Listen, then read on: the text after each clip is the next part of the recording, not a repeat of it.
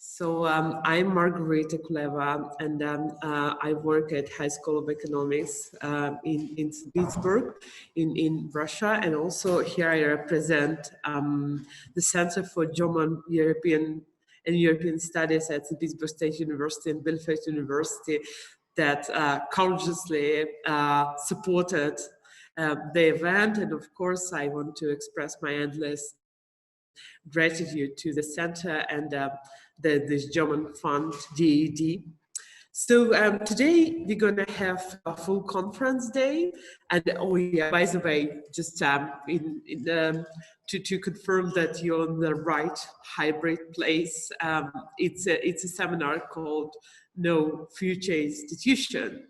And yeah, today, and it's going to be a 2-day seminar, and today is the first day, which will be like full conference day, and tomorrow we have a mix of roundtables, presentations, and a guided tour, which will be sadly only in offline version, but you guys check our Instagram accounts, so there should be a lot in there.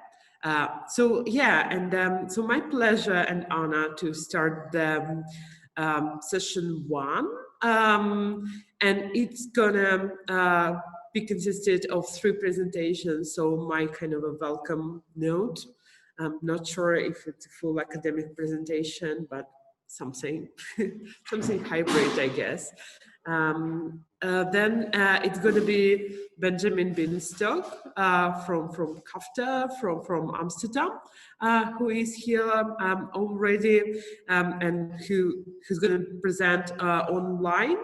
And then it's going to be Anastasia Tarasova from Paris Museum of Contemporary Art, who is present here in Istanbul in person, but also as a black Zoom box. But she's here. Yeah, then we have a lunch break, and session 2 will be announced additionally. So let me, so I welcome you all here in Istanbul, on planet Earth, or in this Zoomish cosmic space. And so that is my pleasure to start the seminar.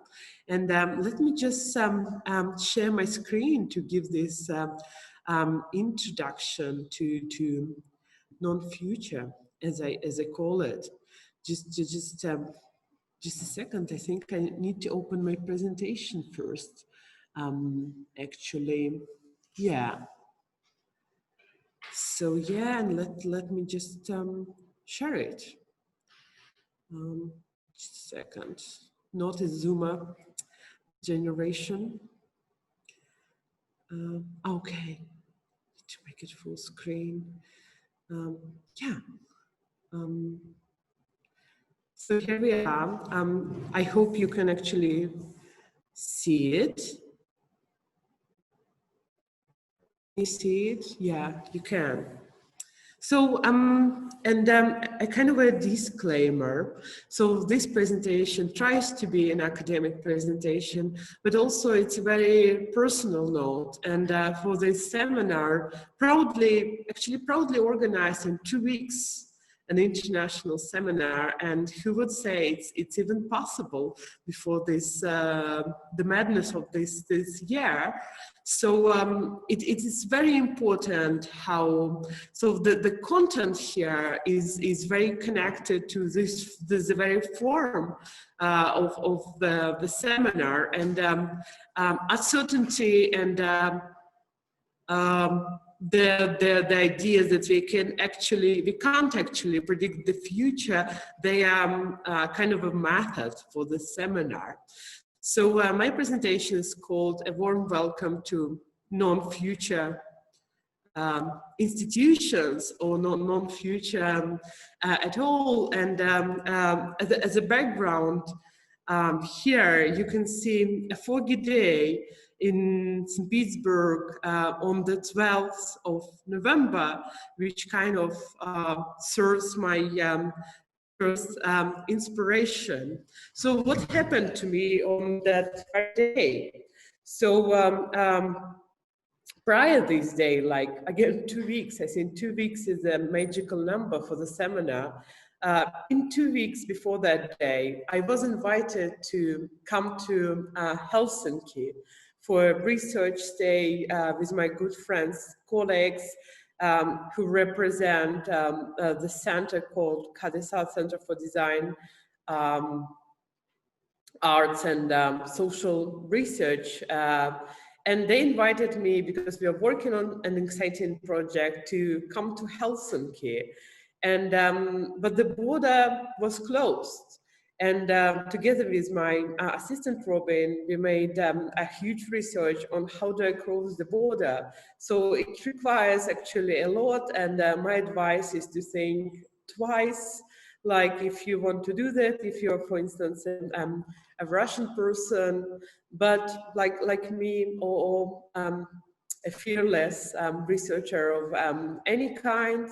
So we researched that and tried to confirm the regulations many times. We called the Russian border, we called the Finnish border, we called basically everywhere. And on that day, on the 12th of November this year, I end up on a bus. That was the only bus that goes to Finland from Russia. And they were just, so this bus goes to like once in a week.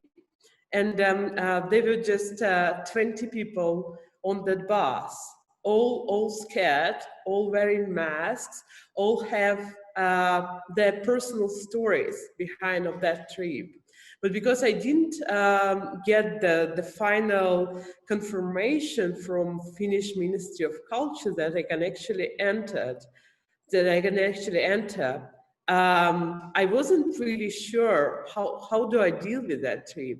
And I found myself on that bus coming from very strange, which is the middle of nowhere in St. Petersburg, to this Finland border, having no idea where I'm gonna stay in that night. That could be like back in Russia or somewhere in Viborg if they not let me in. That could be in Finland or Istanbul, because I also had not refundable ticket because from Helsinki I went to Moscow, obviously via Istanbul, which is the most COVID convenient trip like ever. And so I had really no idea on, not about the future, but not even about the today's night. And I think that was the very night, and you can see the beautiful sunset from the window of that bus, when I came up with an idea of that seminar. Because this no future I had that night gave me, first, of course, it gave me fever, it gave me concerns, it gave me a lot of stress, but together with that, and actually because I finally passed the border, sorry for the spoiler, it gave me a feeling of freedom, of that non-future, which moves you from the usual responsibilities of neoliberal subject, which of course I am, and which knows like everything about his or her or their future for like the next 2 years or something. Like once we had a discussion with a colleague, and he told me, it was last year, like he's already somewhere in 2022, because he knows it all. Like I would like to talk to him again, like how he feels. Like maybe he is there, the only person who is there. But what is there? And like, can we even put this category in our discussion when we talk about cultural production? Like, is there any future, or should we radically revise the conceptualization of future like at all? I would like to come up with my second inspiration, and I think it should be quite fun for the Turkish participants of the seminar, because I'm pretty sure that they know the video very well. I saw it on the same trip when I was moving from Istanbul to Moscow from Helsinki, and that's actually regarding the pandemic and the future. And so I think that I actually need to stop sharing my screen and share it again. Just a second. It's about Turkish airlines and new safety tourism. Safety tourism. Just a second, really. Yeah, here we are. Yeah, I'd like to be a better zoomer, let's say. Yeah. Oh yeah, here we are. But you'll enjoy it. You'll enjoy, certainly.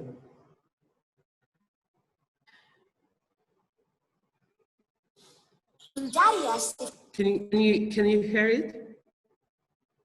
Is it okay with the sound? Yes. I'd like to go on a journey. That's my team and I cried, yes! And chop, we packed our bags. Our spaceship landed in a whole new world. Cams that scan all the colors in the human body. All those hyper laser sci-fi tech gadgets and the cyborgs. You should have seen all those fantastic things. Daddy said, this is all for your health. In the end, it felt like we were part of that world. Like in all our travels, we took care of ourselves and had a super duper extraordinary, marvelously fun time. By then, I knew this was the most extraordinary journey of my life. Like forever and ever. The voyage to the green-blue planet. We arrange all the necessities and details for both joy and wellness for you to enjoy our beautiful Turkey with your loved ones. Save your dates for safe holidays. So obviously we can speak about this East and West division again, and obviously you can see that only servants, only service workers, they wear masks there, but not the Western tourists. So whose future is that? To whom the future actually belongs? So that is my question here. And just as this little boy who believes in these new technologies and cyborgs, museums globally, and as well as, you know, in Russia too, they found themselves in a kind of a paradoxical situation with having future and non-future. But before going into that, I just want to share my kind of lifetime, I guess, inspiration, which is represented here with this metaphor of a conceptual work of Michael Esche from 1974. I was actually inspired quite a lot. He did here a conceptual gesture of not showing everything in this commercial gallery, but with removing the wall behind, in between the vitrine, the kind of a visible space, and the back office, where actually all the sales are and all the bureaucracies, and so on. So, I use this work sincerely quite a lot to give a metaphor to my own research. So of course, as a sociologist of the arts, I'm interested in art, and in cultural production in general. But I would always love to have this wall removed, because actually what is the broader context, the hidden context, which is kind of the back office or the back door of the institutions, it obviously frames what we have as artworks. And here as well, like, I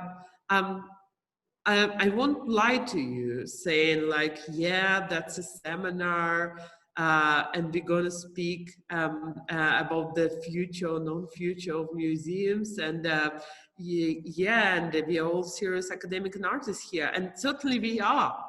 Yes, we are, and we're going to discuss that for the following 2 days. But it's crucial that actually that's a COVID year with no possibility to travel, with no possibility to make to predict something as we used to do. And the back door of this pandemic actually means quite a lot here. So this seminar is a kind of a, maybe because of my own aspirations, I would say that that's a conceptual seminar, like a conceptual work itself.